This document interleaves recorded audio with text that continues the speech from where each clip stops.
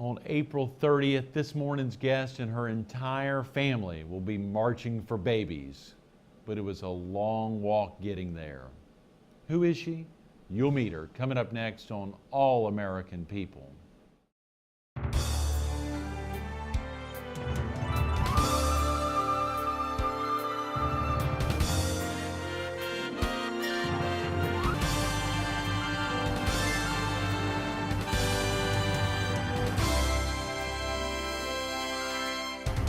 Good morning. Welcome to All American People.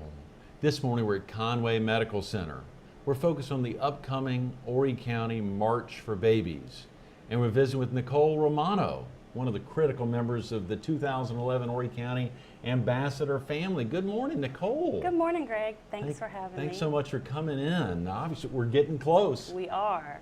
We are getting close, but there's still lots of time for people to help to do all they can for the March of Dimes. Absolutely, and it's incredible. We just had Crystal Hummer with us last week, and of course the excitement of hearing her talk about all the different things that folks are doing, putting teams together, even individuals that just walk on their own, really get out there and make it happen. And the school involvement is incredible. But she said we couldn't really do the show right without taking the time to either get Nicole or her husband in to talk about y'all's incredible mission. I mean, what y'all have been through.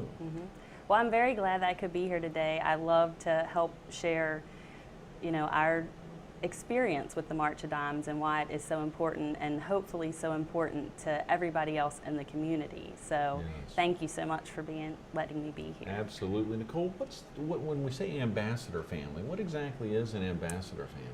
Well, we are kind of like the poster child for the March of Dimes for 2011. They have an ambassador family each year, and you have to go through an application process where you give a lot of facts about your family and why you would fit being the ambassador family for the March of Dimes. Our family is a pretty good fit because we have 3 children that actually reaches each part of the mission for the March of Dimes. We have a healthy child, a child who died just before birth, and we have a preemie son. So we went through the application process, met with the board, and were approved to help represent the March of Dimes for 2011, and we're very excited about that because we hope that no one else has to go through what our family has been through, so we want to spread the word to help, so that the March of Dimes can raise money to help not have infant death and preemie babies and all the things that can happen during pregnancy. So that we just are out there to help be the face so people can relate and want to help the March of Dimes. That's great, Nicole. And it won't necessarily happen tomorrow. Everything won't be resolved. Clearly premature births are going to be there, but to really keep the ball rolling and obviously continue the dollars being raised, what's been occurring for 70 plus years now, clearly it needs to continue. That's for sure. So I'm glad that they are continuing to do their research and everything that the March of Dimes does, so that it just continues to take step forward to help end premature birth and infant death. So that's important. Well, look, is now a good opportunity, as good as any. Can you share with us the Ambassador family story? Sure, I would love to do that. I always start off by telling people that we are a March of Dimes family, like I said, because we have 3 children. We have our oldest daughter, Jenny, who's 6, and she was born full term and as healthy as could be. We have a second daughter, Sophia, who was born at 32 and a half weeks, but unfortunately I had a placental abruption and she died before she was born. It's an unexplained reason as to why I had that. I didn't have any of the normal signs, so it was quite a mystery to the doctors, which led to me being very closely monitored when I was in my 3rd pregnancy with our son Grayson. And I'm very thankful for that because although our OBs do great jobs, because I was being monitored closely, I was going to a high-risk doctor in Wilmington, North Carolina, and they were taking extra steps. They couldn't prevent what happened with Sophia, but they wanted to monitor to make sure that hopefully it would not happen again if they were very diligent. Because of that monitoring, they realized at about our 24-week checkup that Gray wasn't growing like he should be. He was very small, just a little bit over a pound, And they were very concerned about that. So they had us come back to do some extra monitoring, and about 2 weeks later, and at that time they realized that, Gray wasn't growing like he needed to be, and to stay inside of me may not be the healthiest course for him. So they immediately admitted me to the hospital in Wilmington, because they have a NICU right there. I was right next door at the doctor's office.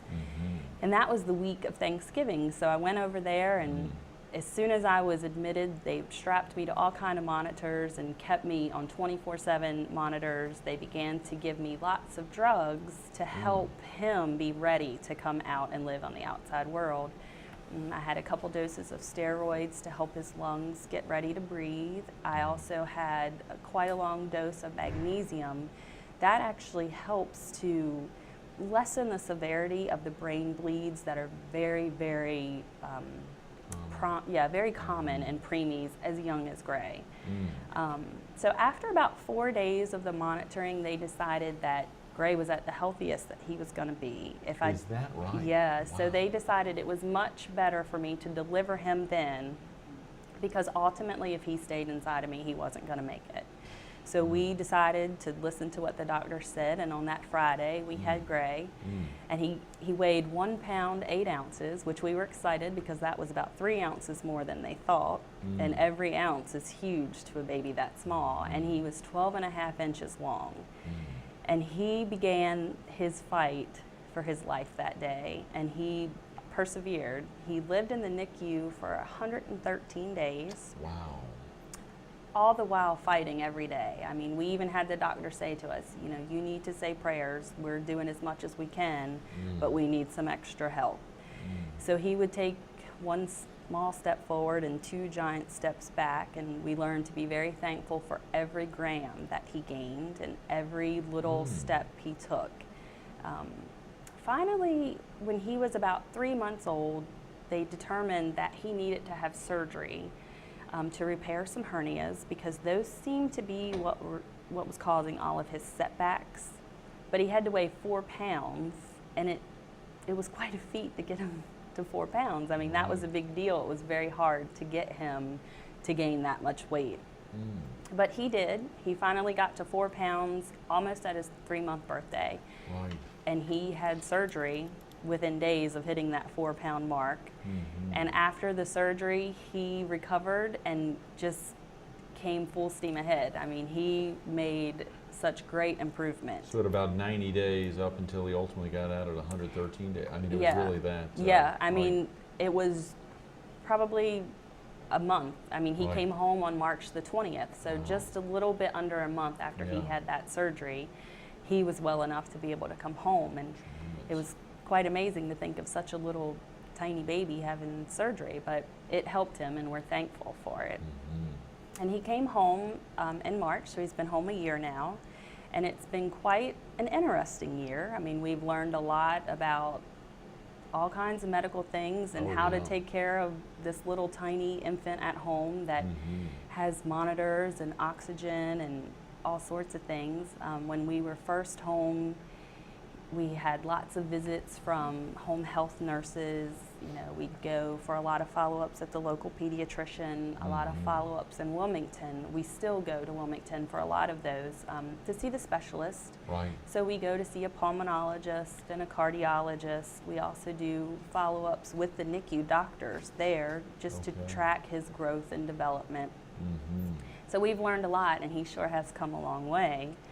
Because now he is technically almost 16 months old by his birth age, but he just, the end of February 28th, he hit his official 1-year birthday. And he is where a 1-year-old should be. So we're very excited about that. Congratulations. Both growth-wise and developmental-wise. Right. So it's been quite a fight for Gray. I mean, he has struggled, but he has come out on top, I think. He still has a good ways to go. We still have several follow-up appointments to monitor a hole that he has in his heart, just to keep up with things like that are so very common in small preemies like Gray. But, he's a tough guy and doesn't give up, so we don't give up beside of him. And you really see that in him. I mean, you can see that drive. That there's a shot I saw in the daily newspaper of y'all, a great promotion there to try to drive home, and see him at the top of a slide, and y'all wearing boxing gloves there. It's fighting is definitely fighting for everything. Definitely, those little babies are such fighters. I tell everyone that he is stronger than I could ever pretend to be, and he's an infant, but he is much, much stronger than we think we are. Give viewers a sense of the neonatal intensive care unit, the NICU. You said. I mean, are these the same in all? There's one in McLeod in our viewing area. Wilmington's not in the viewing area, but I mean that's are the facilities very similar? I have found that where we were at New Hanover Regional, it was a new facility. It was only a year old at the time, so they actually had made a lot of advances in the facility itself. McLeod and MUSC, I think, are very similar with the way they have their NICU set up. At New Hanover, we were very lucky that it was a new facility because each child has their own individual room, which does not happen in most of the the older, I'll say older NICUs. The facilities are older. It's one open room where, the babies are kind of sectioned off. So we were very lucky that he had his own area. They had his isolate bed in that room. We could have quiet time in the room. I think it ultimately helped him because I would think in an open atmosphere, some babies are very sick and some aren't as sick, so there's a lot of commotion going on at all times. And what they stressed to us over and over while he was there is to keep it very quiet, very calm. It was always very dark in his room. They really wanted it to be like he was still inside of me. So that atmosphere really helped to encourage that. Was it just you and your husband is Brad? Bart, excuse me. I know it was a B. Forgive me. There's an A in there. I'm sorry, Bart. Was it just you and Bart up there? Were you up there? How did y'all maintain daily life? And Jenny? It's really a struggle. I'm not saying that we're special people by any means, but it really is a struggle because we do have an older child. So we had to basically split our family to make sure that we were there for Gray, we were here for Jenny. We both work full time, and because he was there for 4 months, I mean, I couldn't stay home from work that whole time. I had to go back to work.